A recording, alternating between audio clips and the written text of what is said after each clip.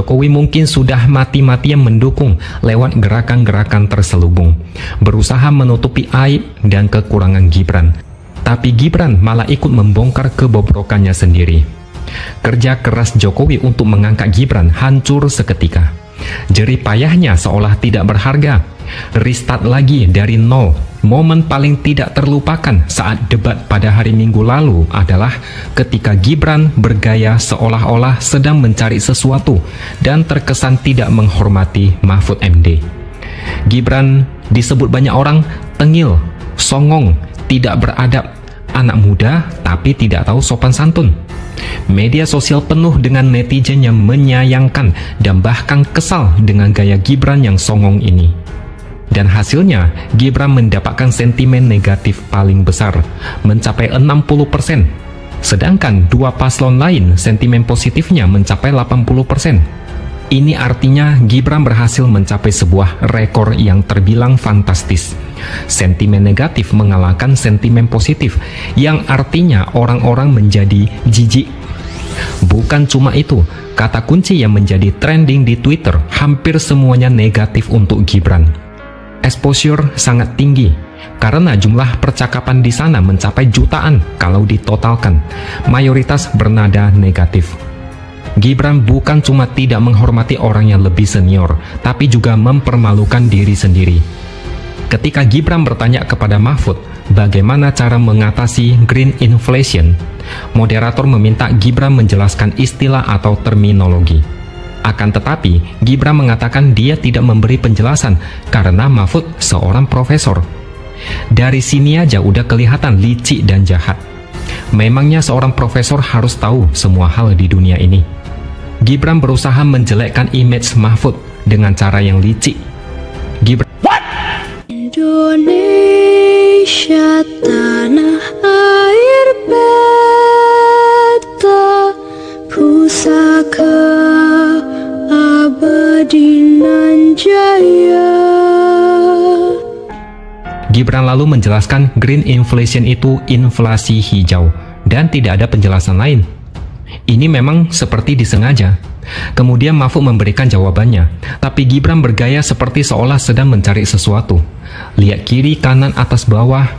Dia cari-cari jawabannya, tapi tidak ketemu. Dia tanya masalah inflasi hijau, tapi Mahfud menjelaskan ekonomi hijau. Sebenarnya Mahfud tidak salah. Sudah benar. Tapi saya tidak akan membahas lebih detail karena tidak penting. Etika Gibran itulah yang menjadi masalah. Attitude nol besar. Kemudian Mahfud membalas Gibran dengan ikut mencari jawaban ke bawah mimbar. Mahfud bilang jawaban Gibran ngarang-ngarang enggak karuan, mengait-ngaitkan dengan sesuatu yang tidak ada. Sehingga Mahfud menilai apa yang ditanyakan Gibran tidak perlu dijawab dan menganggapnya sebagai recehan. Tidak layak dijawab dan Mahfud kembalikan ke moderator. Tidak ada gunanya menjawab. Mari kita bicara soal etika. Tidak perlu menjadi seorang profesor soal etika.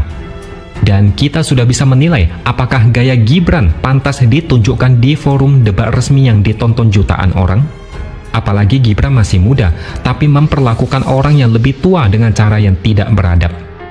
Untuk apa bangga menjadi pemimpin muda kalau attitude nol? Untuk apa pendidikan tinggi kalau sopan santun tidak ada? Tapi mungkin ini namanya blessing in disguise. Setidaknya banyak yang sadar dan menyesal mendukung Gibran. Banyak yang mulai mengalihkan dukungan ke Ganjar Mahfud. Banyak anak-anak muda yang kaget dan tidak percaya dengan perubahan karakter Gibran. Gibran seolah menjadi mirip dengan capres yang mengatakan endasmu etik. Etik mungkin tidak lagi penting bagi mereka.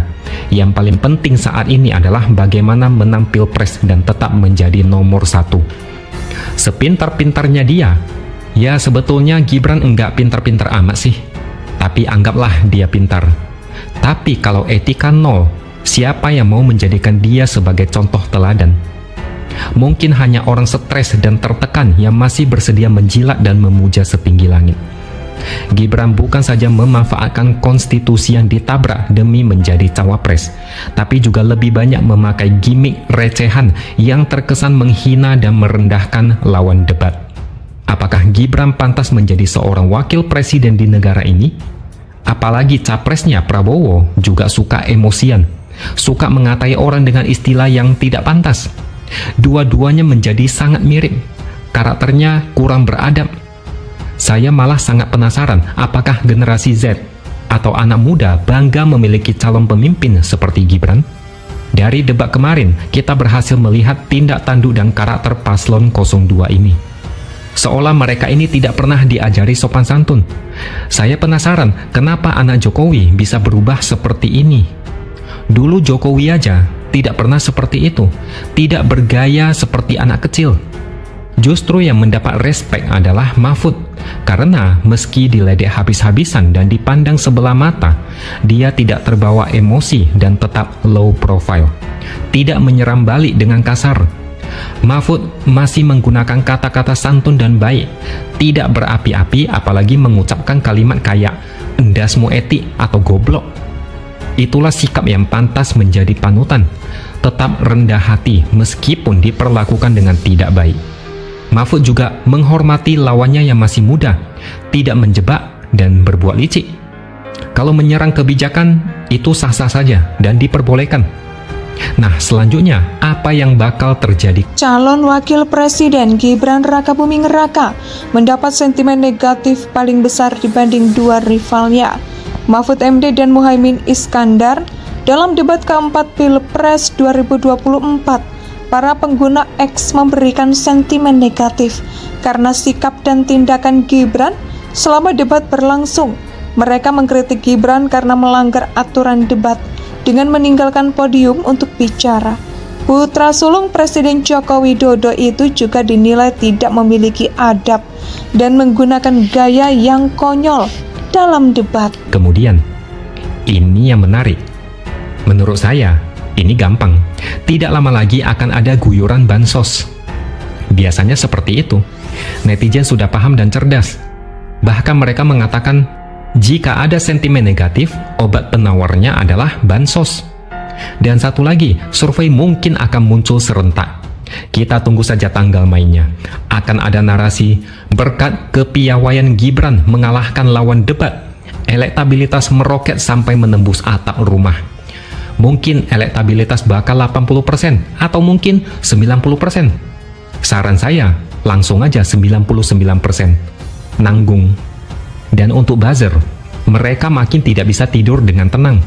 Nanti pasti akan ada aksi jilat besar-besaran sampai bersih mengkilat. Mereka bakal jungkir balik membela mati-matian meskipun kelihatan bodoh. Sudah ada beberapa yang muncul. Saya tidak perlu sebut nama, mereka itu sudah stres. Menggadaikan harga diri demi membela sesuatu yang tidak pantas dibela.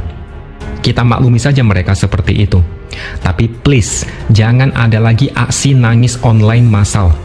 Udah nggak seru lagi. Tolong pakai cara lain yang lebih kreatif dan menghibur. Dan satu hal lagi, saya merasa yakin Prabowo bakal makin pusing. Gibran menjadi beban berat sejak awal. Dan sekarang beban itu makin berat berkali lipat.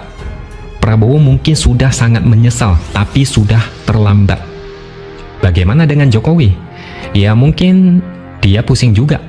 Ada banyak tindak tanduk yang sudah mengarah kepada mendukung paslon 02. Ini sudah rahasia umum di masyarakat. Jokowi mungkin sudah mati-matian mendukung lewat gerakan-gerakan terselubung, berusaha menutupi aib dan kekurangan Gibran. Tapi Gibran malah ikut membongkar kebobrokannya sendiri.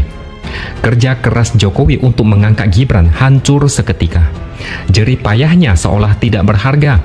Restart lagi dari nol. Dan kita patut berterima kasih kepada Gibran yang sudah memberikan bukti kepada banyak orang untuk tidak memilih dia. Indonesia sejak dulu kala tetap dipuja-puja bangsa.